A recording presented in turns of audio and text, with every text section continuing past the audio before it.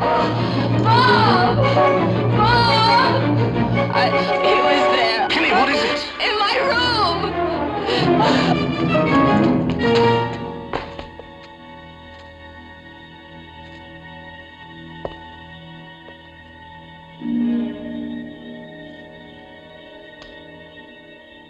What is it?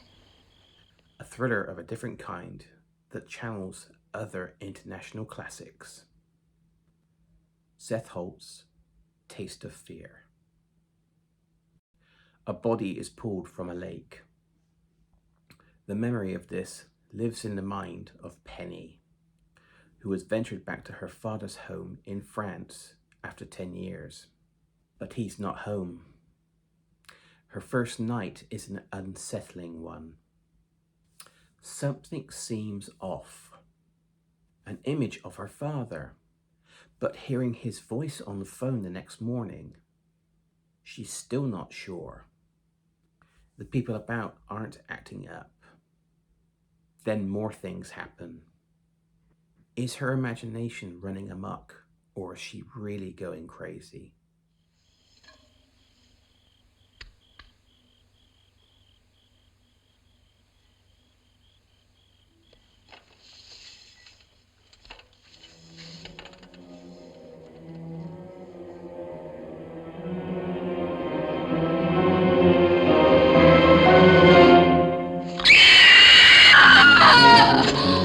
Heading the cast, the legend Susan Strasberg.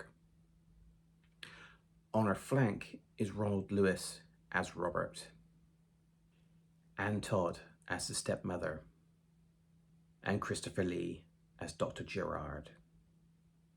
Amongst the crew, Seth Holt is in the chair.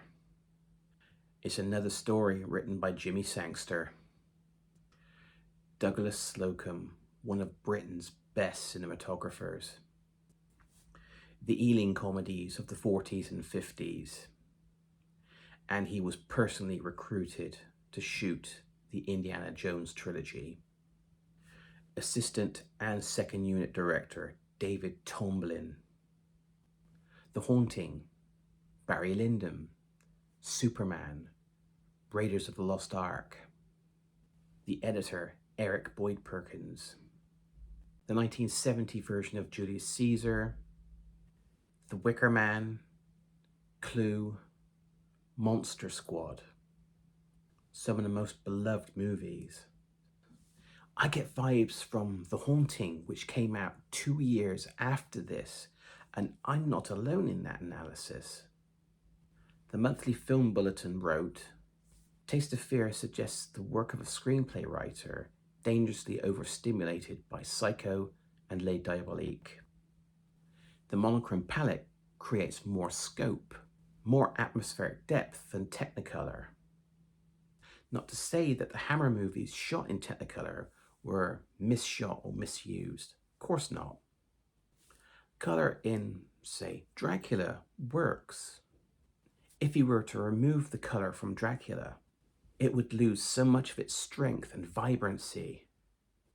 Look at this scene from Les Diaboliques. The man thought to be dead rising from the tub like a zombie. It strikes so much terror into the woman that she has a heart attack. Young Frankenstein.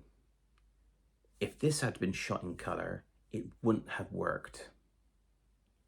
Now, there are a small number of recently made movies that were shot in color, but have been re-released in a black and white format, and they look so much better. Whether it's 1955 or 1961, or recently with Fury Road and Zack Snyder's cut of Justice League, it's proof that the monochrome can be more effective than color. And no, I haven't forgotten the artist. According to the authorized history of Hammer films via Wiki, Christopher Lee was complimentary. The best film that I was in that Hammer ever made. Mrs. Todd wasn't, even saying she found Strasberg impossible to work with. Looking at the reviews in general, the IMDb, 7.4 out of 10, and that reflects other online conversations. It's unfortunate that this is one of those that drifted into the background in favor of the more franchise movies, the trademarks of Hammer horror. It begs to be seen as one of the 1960s best psychological thrillers.